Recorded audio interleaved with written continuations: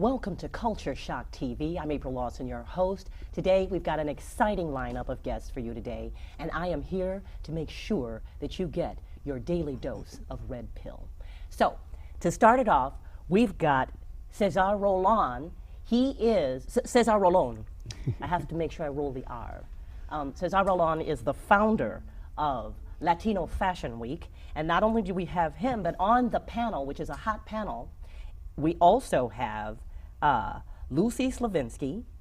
She's an award-winning sculptor.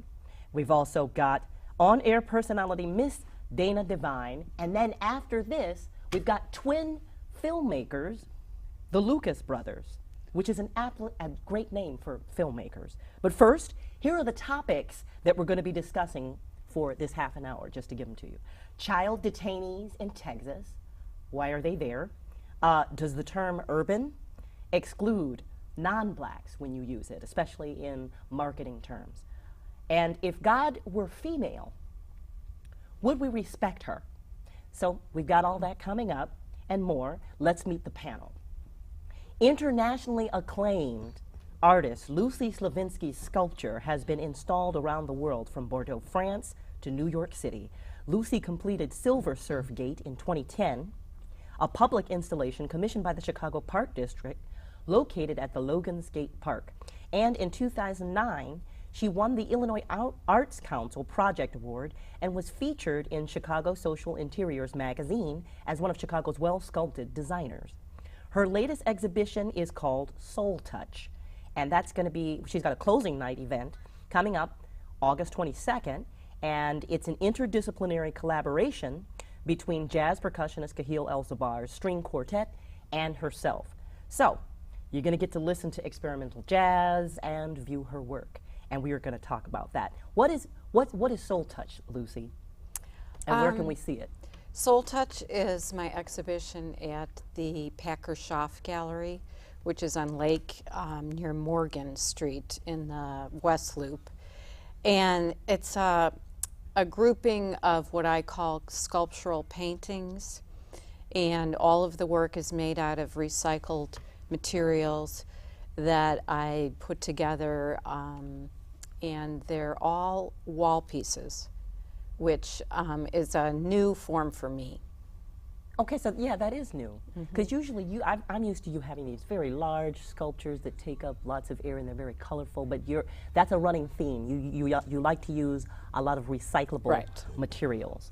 And in your artist statement, it reads that your process is focused on found objects, and you integrate that, and your work is an investigation of connectivity. So can you elaborate on that? Yes, my work really originates from energy, and it's not only my own energy, but it's the energy around me. And then by using recycled materials, there's the history of what those objects were used for, who they were used by. That's also within all of that, and so then the pieces kind of resonate with a new energy. Okay, so let's talk about this sculpture that you have here. What types of materials are those? Where did you find them, and what is the name of this creation? This piece is called Ooh, so it's like a... It's called Ooh? Ooh, like really? a breath, yeah. Oh, okay. So it's kind of like a moment of breath that just sends out pulses every which way. And is it kind of orgasmic or no? Or I'm sorry, I'm just. Yes. That's good. Good. We need more of that. That's good. And it's based on nature as well. So it's made out of pipes from automobiles.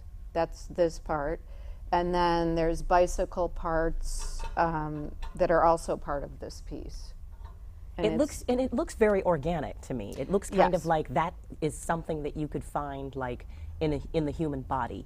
Do you know what I mean? Like capillaries or I don't know, brain stem. And I think that comes back to where it's all about where everything is connecting or intersecting. Because once a line intersects, it explodes with more energy because you're combining it. So, a lot of what you're talking about is very scientific. It's almost, it's I very mean, it is quantum physics based. Yes, right. Wow. Right. Okay. So when we go back and we talk about Leonard Schlien's book, which when we move forward and we talk about God, he wrote a book called The Alphabet and the Goddess. It's going to ring it's going to probably very much resonate with everything that you're talking about, because it's about connectivity. It's about how everything is connected, no matter how different or disparate, just desperate things may seem to be. That's so right. we'll definitely move on with that, and thank you for sharing that. Thank you. And also, one more time, just let us know where we need to go for your event. It's on August 22nd, which is not this Friday, but next Friday at the Packer Schaff Gallery, which is 942 West Lake Street. Starts at 6 o'clock. Will there be booze? No. Damn. Okay. Well, we couldn't do it in the gallery.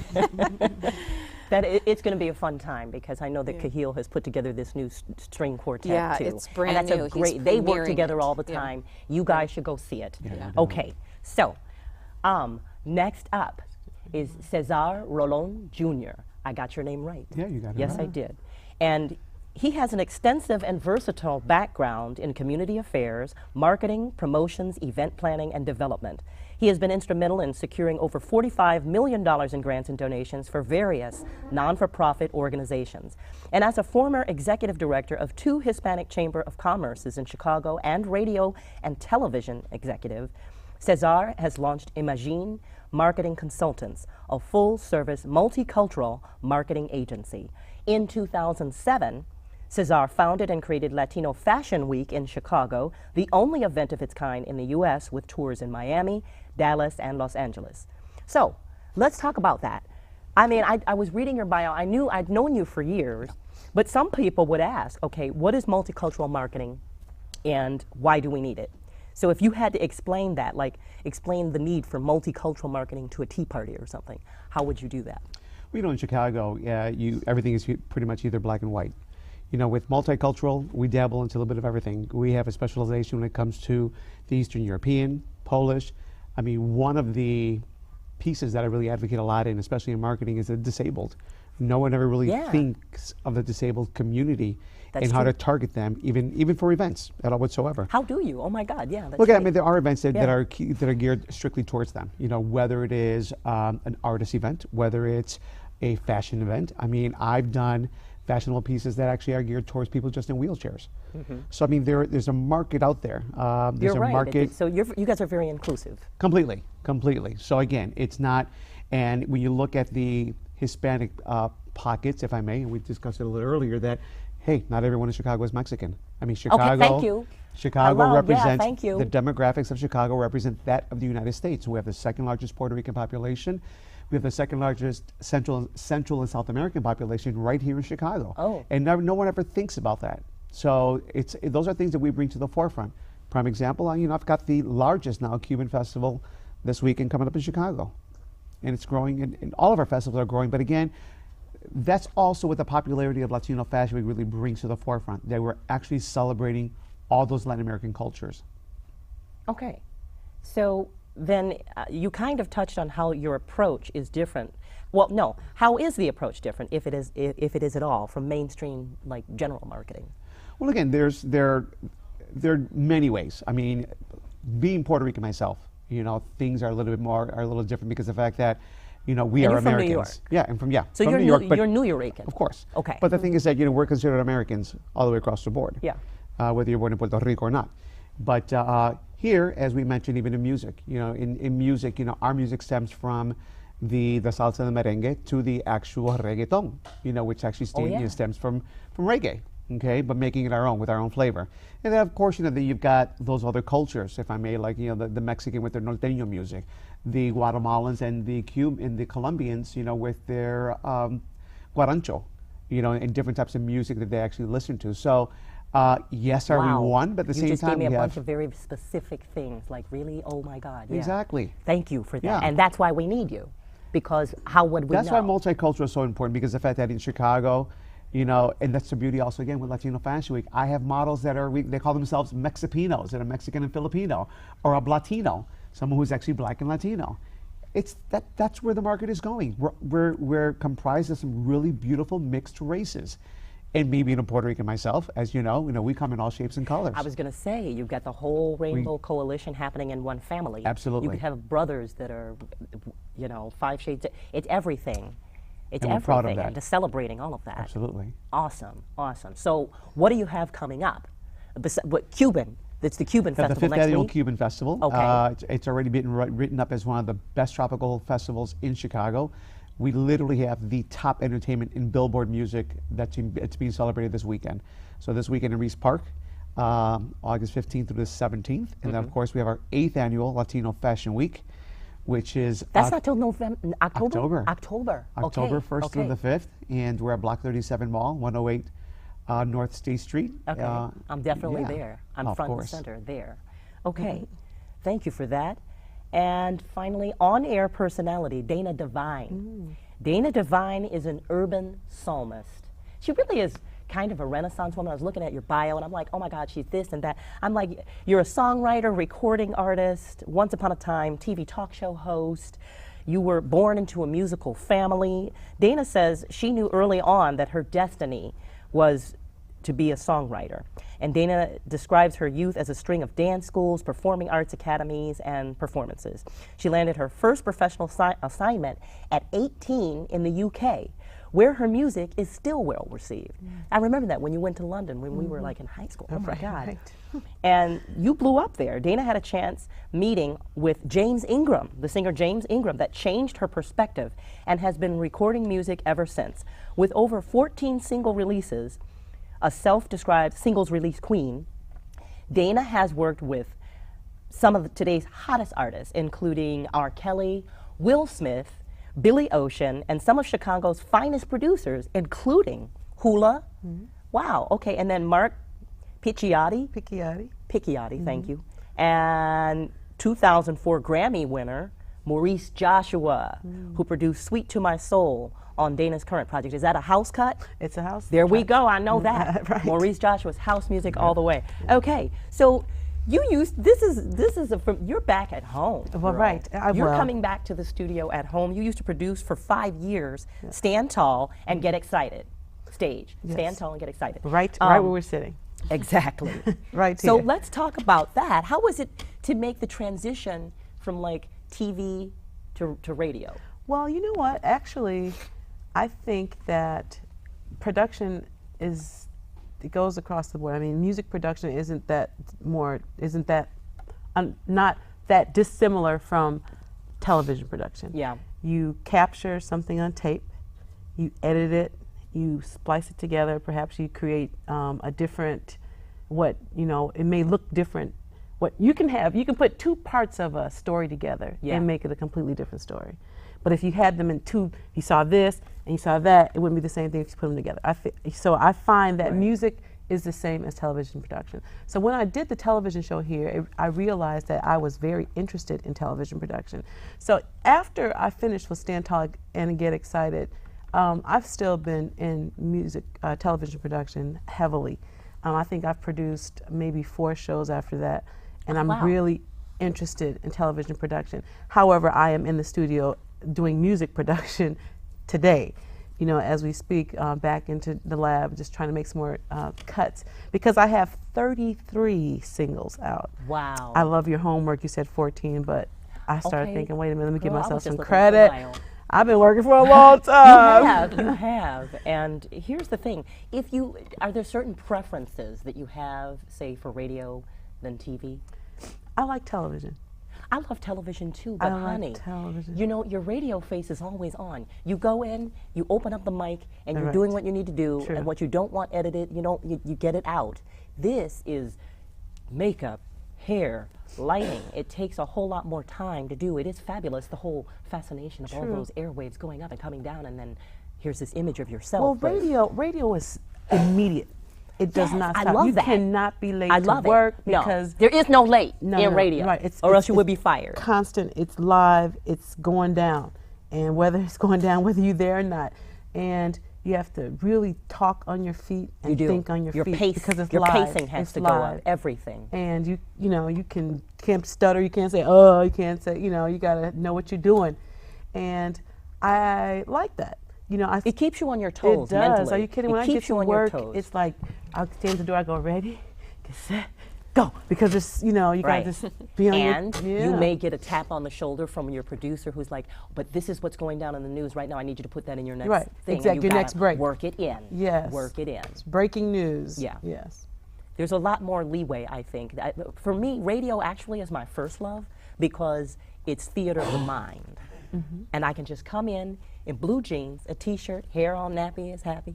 Come in, open up that mic, and do what I gotta do. With television, there's a whole lot more involved, and you plan, Right. and then they see half an hour, which took me a week to put together. Right. You know what I'm saying? It's the same thing if you shoot like a television show. They will actually spend 12 hours on a set Right. and go through 6 pages. For 30 seconds Fabulous. of use.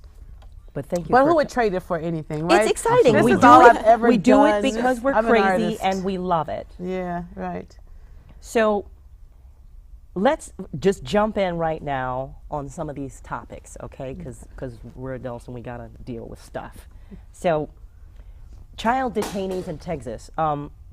As many as 50,000 children, mostly from Central American countries, are now being housed in cramped makeshift detention centers by the United States government. Unfortunately, they are not being detained for the purpose of identifying illness, with Immigration and Customs Enforcement relying on self-report of symptoms, and many have already been sent to other states where disease can spread. So there's this issue that some of these kids it's like a health issue. And then also the U.S. Customs and Border Protection has been transporting migrant children apprehended in Texas since June 6th.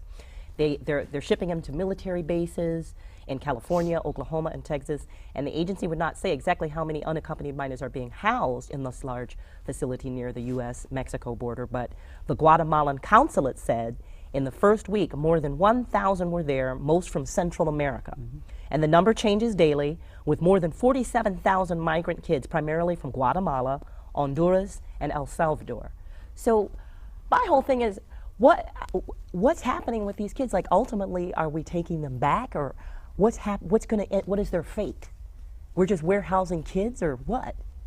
Well, I mean, let's also think about what they're going through. I mean, these are kids. These Yeah. are kids that are leaving their families. Their families allowing them to leave and crossing these borders or swimming across, these rivers because they want their child to have A better life. A better life. I mean, they're children.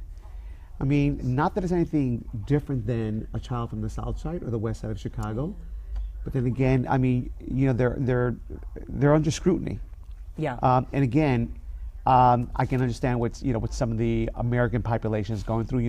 Why us? Why are they coming here? And why are they taking over America? It's the same thing with the farmers. You don't see the Americans going out to the farms picking the products. But the thing is that these kids, there are families that are willing to adopt them or willing to. I mean, we're taking some in already in Chicago. Okay, so then And if there's a you were to- waiting list. Really? There's a waiting list in Chicago for some of these kids. I didn't know that. Yes. To go to which family? To actually bring them into Hispanic foster families. Is here. that part of DCFS, or is it part of private? It's part of private. It's and it's also okay. part of some of the church programs. So what's the solution with this? Like, if you were the president, what can be done for them? Because that's got to be a horrific and interesting experience to be around military. You know what I mean? And just kind of sleeping in these makeshift. I mean, it seems to me that the president could. It's got to be traumatic. If he focused on working with these private organizations and who are all over the country, that the kids could be placed or they could find their families here, because it sounded to me like a lot of the kids are coming because there is a parent already here. Right. Oh, okay, I got it. So then, There's either a parent or there's another extended family Right, exactly, member, a there's whether an it's family. a cousin. So Right. what would have Absolutely. happened had they not been caught? What, they would have just come over They the would border have and found their their families? family. I see. But I just saw this last night on CNN. Or sure, they may get over here safely, find a family, but live a life as an undocumented citizen. Right. So then they don't get to have anything, and they're walking around with fake green cards, and and so. You know what, that is a Dana, fate. you've opened up a huge Pandora's box there, which is, and you could have that opens up the door for human trafficking and other things that they could fall prey to, and it's just a mess. And I'm just wondering, there's got to be something that can be done for these kids. And then I kind of look at just looking at it historically, and you see that the people who are coming into the country, once it was their land, you know what I mean? It's like, wasn't this once their ancestors' land? Most of those names of these states are Texas, California. Those are Spanish names.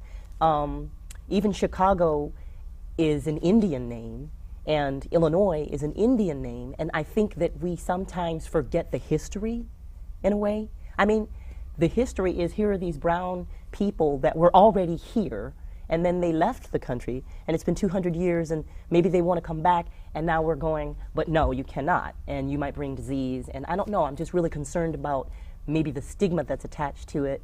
And I appreciate your very practical way of looking at it, because how do you really fully enjoy citizenship in the United States if you come in that way? Right. And so what happens is, and this story was, parents send their children for a better life, and a better life could really include labor jobs. I mean, the labor jobs, which is really what we like for our immigrants to come in here and do, is to pick up all of our labor jobs. So your parent is in wherever country, and they ship your child thinking that you are going to get a nice little labor job. But what happens is, these children are coming over here and with this bigger than life America, and want to do bigger than life things. They're not just trying to get by and work at the hunt. No, they're joining the drama production class. They want to go, they're writing books, they're doing things where their names are coming out, but they can't be out because they're undocumented. Right. So they want to be, they're living the American dream from a young age. Absolutely. So they are doing American things. Right. However, they're walking in fear in their high schools because they really are still very undocumented. When they graduate, they can't go to college, and they can't write for some of these places, a big New York Times. So then what do you think is the solution? I mean, it's a mess. It's a catch-22, but at the same time, you also look at the influx. Let's look at Miami. Okay. Let's look at Miami. Now, there's a different scenario there, because if you leave Cuba and you touch land, you're automatically, you're given the silver spoon. Yeah. Completely. Oh, really? But you could say you're a political prisoner. That's That's correct. what Tony Montana said. See, but we don't discuss that. Right, exactly. No, that's something Exactly. we don't discuss. But Right. I can tell you, I mean, right. when I did so my there's casting, a different dynamic. You're right. when I did my casting for Latino Fashion Week in Miami, and I can tell you that there, we had Cubans that were literally at the casting that had just arrived.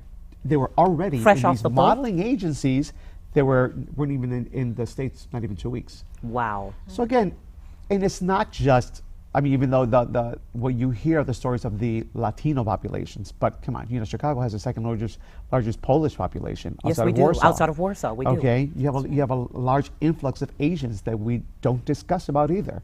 But then again, that's the beauty of what makes Chicago. I mean, we are a multicultural city. And luckily for us, I think that we embrace that here. I mean, it's a whole different scenario when you're in Texas, when you're in California. It In is. California, Regionally and culturally, completely different. it's a different understanding. Well, we're multicultural, but we certainly stay in our culture too. I think Yeah. Chicago has a lot of cultures, but this is quite segregated though. I mean, Yes, it is. they stay here, you stay here, and you don't have to go. If you're Lithuanian, you stay right in your Lithuanian area. You have your grocery stores, your insurance agencies, your health clinics that speak your language, and you Right. don't have to go over to Filipino town to get anything, and they don't have to go to Chinatown. So That's a dynamic they're for Chicago. Pockets. It is. Yeah. They're just That's a pockets. specific It's dynamic it's Chicago. in Chicago. It's very regional understanding. Yeah, so, it is.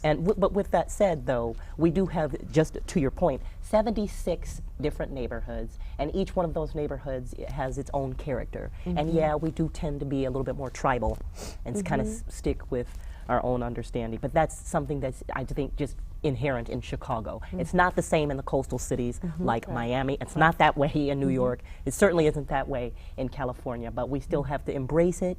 And with that said, let's talk about the term urban. Does that exclude, because we just talked about, you know, the Asian population and all of the other melting pot here, does that exclude non-blacks? If you've got, you know, Latinos, for instance, working at radio stations or wherever, sometimes I think what it is maybe people just assume maybe those personalities are black because they're on an urban station. When you say urban, the first thing that comes top of mind to most people, I think, is black. It's like, that's like the code word for black. But I think that's just because urban is associated with cities, and a large percent, not all, but a large percentage of American cities are black. That's They during have the a Great high- Migration, have a that's where we high went. Black population. Absolutely. So if you are an advertiser, whether in radio or whatever, and you're trying to reach your target market, and you think you're going through the urban station, so you have to be very selective. I mean, urban would mean in radio probably black. So you have an advertising dollar that you are trying to reach your target market with. Right. And so I just think that's why it's just so, that's what. But even said with that, black is not a microcosm. Are we only talking about a right. subculture of Right, black people right. who are in a particular socioeconomic background? Are we talking about educated, middle class? It's like if you just say black, it's so, Right, it's a lot. I kind of thought that urban, that it's starting to sort of open up is more, when I hear it, I think of pop culture. That it's, Yeah. And for me, that it's a little bit more hip inner hop, city. It that is. it's, It's hip hop. inner city. It's inner city Yep. stuff. that it's Yeah. from the city, that it's, yeah, I guess I don't relate it specifically to black. I mean, recently, just in California during Latino Fashion Week, and I listen. I mean, I listen to Urban Station. You know, that's my forte because I love it. But my thing is that the personalities came from all backgrounds. Okay, even though here in Chicago you have personalities that do come from, you know, different backgrounds, the stations here don't reach out to the communities.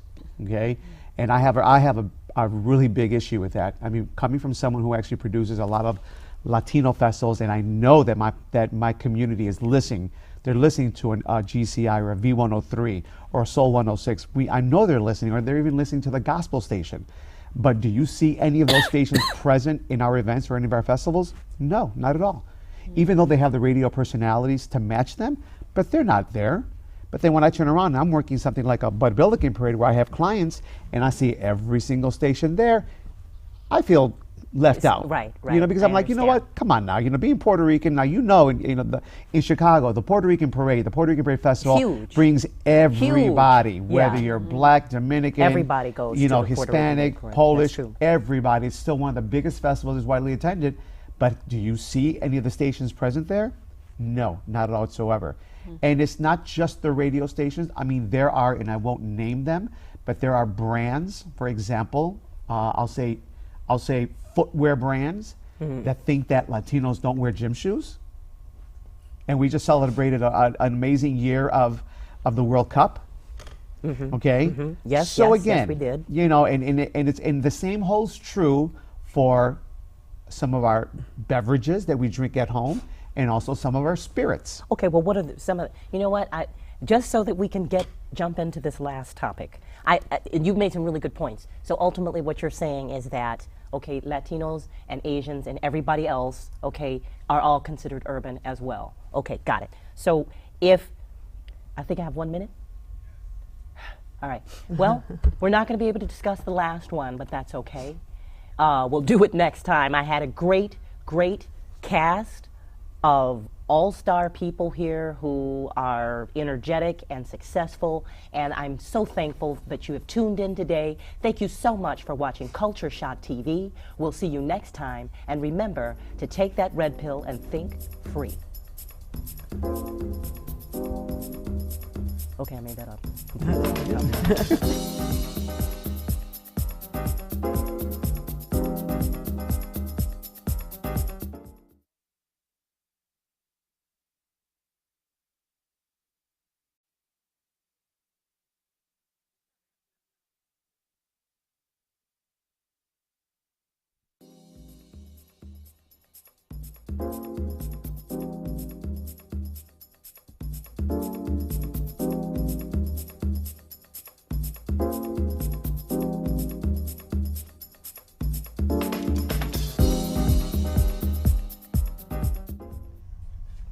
You're watching Culture Shock TV. Thank you. I'm April Lawson. And today we're going to be talking to the Lucas brothers. They are twin documentary filmmakers who are trying to raise $25,000 for their latest feature-length film. So, first of all, which one are you? I can tell, I'm so glad that you grew the facial hair so that I can, which one are you? My name's Jerome. Okay, this is Jerome, and then that's My name is Jarrell. Jarrell. Jarrell and Jerome Lucas. Yes. Yes. Okay, so this has been a whirlwind week for you. Yes. You have been Busy everywhere. week. You've been on Everywhere. Jet Magazine. You did a WCIU. You're just all up in the media. Yeah. Okay, so tell me more about the Bucket Boys. Well, here, first of all, the Lucas brothers are independent twin filmmakers.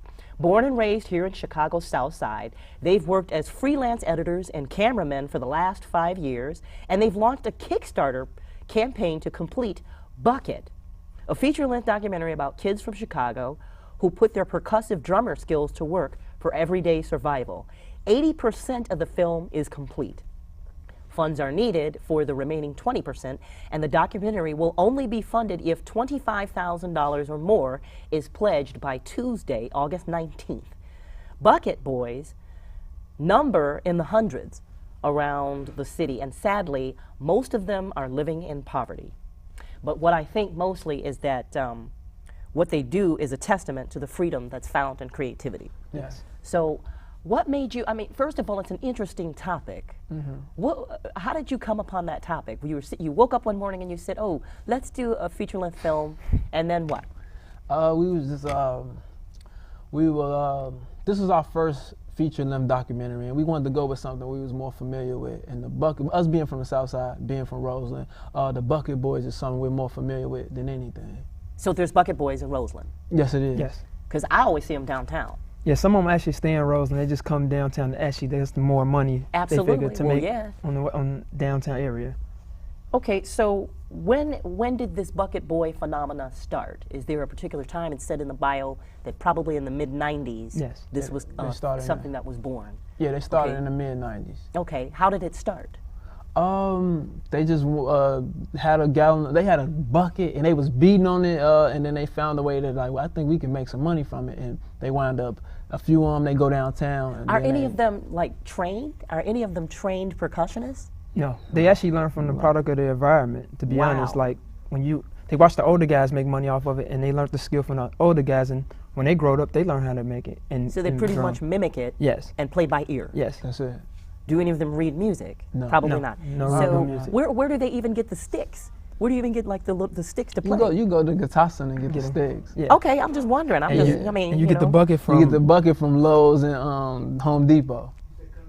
Okay, wow. So, as the cameras are following these guys, I imagine you start to witness that the bucket is more than just a tool. So I just wanted you to talk about that. If this bucket becomes your main source of income, it seems like there's a whole lifestyle and a culture It is. around yes, that. It is. And tell me what you learned when you were following these guys around. Just following them around, we found out that they use that bucket for everything. It feeds them, it shelters them. I mean, a couple of them got cars. You know, so this bucket is like basically their life. It's turned into their lifestyle, actually. Right, it's basically their So lifestyle. what's part of the lifestyle? Like, take me through a day in a All bucket. right, they'll wake up in the boy's life. morning, they grab their bucket, they'll go to 87. And some of them have goals, some have time periods. Some like, I'm just here to make 100. Some like, I'm gonna stay here about Can 8 they hours. make that? But they, no, the You- average, can you make $100 beating on a bucket? no, Yeah. they make They- I was gonna 800. say, They come make- get me they a make- bucket. yeah, No, they make $800. No way. Yeah. Wow. Yeah, it's a- Just on your own? The guy that's on our documentary, he actually take his whole entire family off beating a bucket. Whole entire mother, sister, and 2 daughters. Wow. Yeah. And the other one, 2 of them we shot yesterday, he had a new car. Dude, you need to go get some money from them to help fund your freaking program. If Yeah. they making that kind of loot. Yeah, they go. But that's hustling. That's not all of them. But that, Some you of know, 'em- I'm being, facetious. I know that that's a hustle. I know that you cannot necessarily depend upon that. I know Right. that every day has got to, I mean, you probably have a day where you make that exorbitant amount of money, but then there could be a day that's a rainy day, and Exactly. don't nobody want to give you any money, Yeah. and you maybe make $8 that day, if Right. that. Yeah. You know what I'm saying? Or you may encounter people who are not enthralled with the phenomena, who had just gotten off work real late, have a headache, a sinus headache, and they looking like, oh, is these boys beating on stuff right now? Oh my God. But I I'm got sorry. to add I'm sorry, on I'm to not that. being negative, I'm just being real. They got a little technique that they do though. Really? When people don't want to give them the money, they go up to the window. They make them like change their emotion. And I've seen people like, I don't want to be bothered today, and they go to their window and brr, brr, and they keep doing it, and the person like. Okay, now one more thing though. So when these young men perform, to me, they make a serious impact when they perform as a group. Yeah. And what normally grabs me is if I see a tiny one. I saw like a 2-year-old just sitting up there doing his thing, and I'm like, okay, that made me stop. Right. Because I'm from the South Side and I see certain things every day, and I see certain people who are hustling, I kind of walk past it often, and so it doesn't really enthrill me. Right. If I were from Green Bay, Wisconsin, and I'm walking down State Street, I might be go, hey, let me take out my iPhone and look at these kids, aren't they cute? Right. You know what I mean? Yeah. So there's different walks of life, and we all react differently. Right. So my point here is, it seems like, do they make more money individually? Does the individual bucket guy make a lot of money versus when he is with his whole entourage and they are performing as a troupe? I think it depends on As an ensemble. Yeah, I don't think it goes by individual and groups. It goes by the location and if they're familiar with that kid at that stop. So this is about relationships. Exactly. It's That's what very much relationships. They build relationships. Wow. Okay.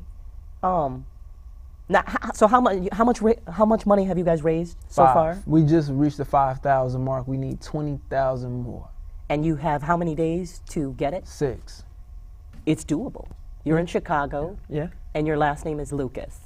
What I would do is I would just hang out on the Gold Coast and wait for Melody Hobson to go shopping or something. Right. And when you see George Lucas, just be like, hey, we need 20 grand. That's what I would do.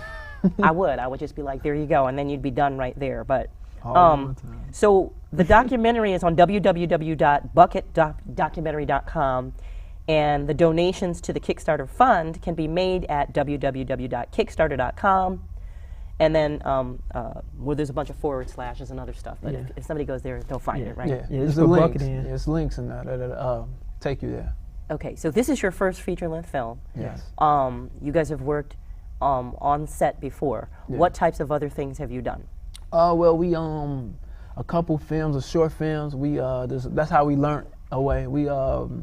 We assisted in a couple short films. In music videos, we That's shoot what we for all mostly the learned. local artists in Chicago. Yeah, that's Okay. That's what we really learned from, though. But as far as like on set, we learned from being assisting at short films. Okay, now you do realize that on this show, I asked you hard-hitting questions that may not even be anything about what you guys are doing right now. Okay. Because it's politics, it's art, Right. it's mayhem. So I want to know, if you could, each one of you need to answer this. If you were presented in the Matrix, okay, and you're being handed a red pill or the blue, which one do you take and why? What was the red pill for again, and what was the blue pill for again? Okay, well, you need to know your pop culture stuff, okay? Because in the Matrix, it was the one where Morpheus hands it to Neo. The red pill is the one where you wake up and you go down the rabbit hole and you think and you see how far it goes, and it's really jacked up because it's an illusion. The blue pill, you sit tight in your illusionary understanding of reality and keep thinking that you're eating a steak when it's not. It doesn't exist. It's an illusion. So, are you taking the red pill or the blue? Me, I'm gonna go with the blue. I'm a dreamer. Most artists are. I get the kick out of the dream. Well, I can tell because, you know, if you're sitting here and you do not have $25,000, but you are going to make a way, you believe in possibilities, and you are a visionary, so you're a red pillar. Rock on. Okay, next. Oh, I'm blue pill. Seriously? You're twins. Yeah. He's gonna have the same answer. The same as they answer. Yeah. Well, wait a minute. You said red pill, right? I said blue. Which one is No, the the red pill is the one. The red pill is the one where you become the revolutionary. You Oh, I'm definitely the fight red for pill. freedom. Yeah, I'm the red you're, pill. You're the one that has to get on a spaceship and free humanity. All That's right. the And one. then the That's blue the pill artistic is? stuff. The blue pill is the guy probably with a suit on who thinks that when he's walking down State Street, all of that is real, No, red. and he you know, follow suit, kind of conservative and such? Can't choose both, but I don't know. I say I'm a dreamer, so the dream is. Honey, I think that you're a red pillar. I can tell by the way Okay. you're dressed. Red pill all the way. All right. Definitely. Okay. That's what I'm going to go with. Okay. I'm not pushing that down your throat, but I'm just going to go with that personality-wise. And then your brother, being that you guys shared the same womb genetically, I'm not going to put it in your mouth. What do you think? Oh, I'm going red. Yeah, I'm gonna say red ding, pill ding, ding. gene. Are we okay? So we're not shocked. Okay, based on that, you guys are very, very artistic. You're more left brain, or excuse me, right brain.